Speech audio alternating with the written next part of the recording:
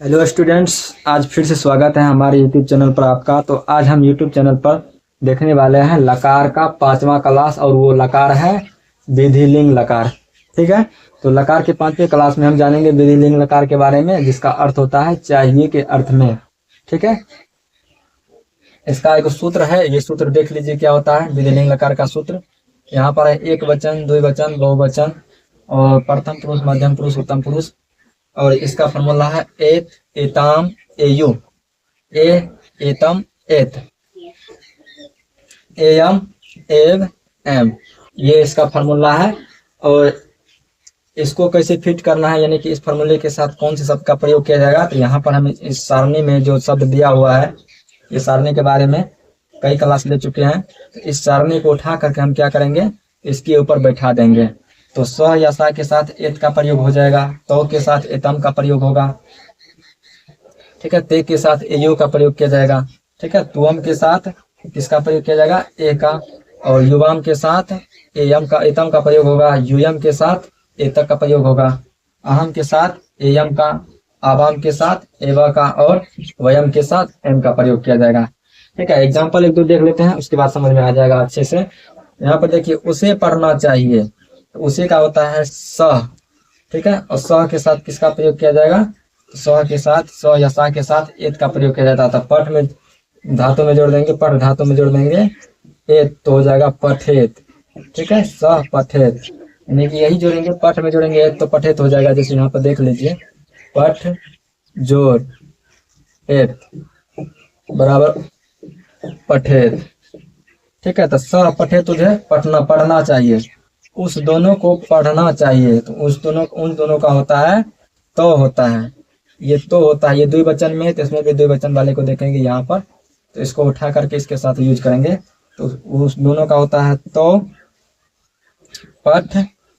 अब में क्या जोड़ेंगे, एताम, तो हो जाएगा पठेताम। पठ जोड़ एताम बराबर क्या होता है, पठ जोड़ एताम बराबर हो जाएगा पठेताम।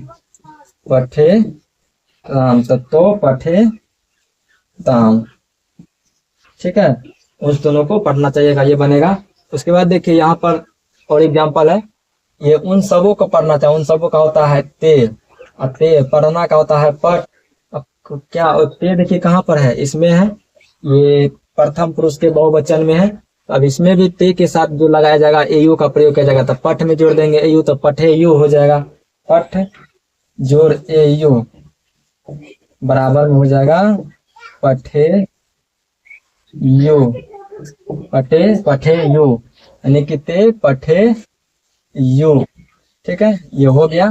तुम्हें पढ़ना चाहिए, तुम्हें का होता है तुम, पढ़ना का पठ होता है, और पठ में क्या जोड़ देंगे, ई जोड़ देंगे, तो हो जाएगा पठे। तुम्हें, तुम्हें, तुम पठे, यानी कि पठ में जोड़ देंगे ए, तो हो जाएगा पठ में जोड़ देंगे ए, तो हो जाएगा पठे, पठ, पठे, यहाँ पर हो जाएगा तुम पठे। ठीक है, उसके बाद है हम दोनों को पढ़ना चाहिए, यहाँ पर होगा हम दोनों का होता है आवाम।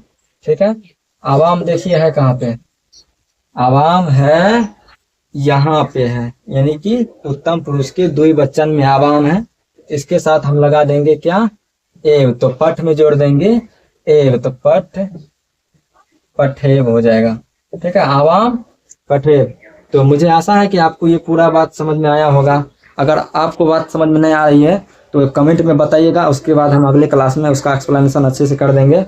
और यहाँ पर देखिए कि जो हम यहाँ पर कुछ बनाए हुए हैं, कुछ एग्जाम्पल का हल किए हुए हैं, लेकिन आप जो है घर पे यहाँ से लेकर के, यानी कि ये जो एग्जाम्पल है आप खुद से पर ट्राई मार के देखिएगा, उसके बाद अगले क्लास में इसका भी एक्सप्लेनेशन कर देंगे हम।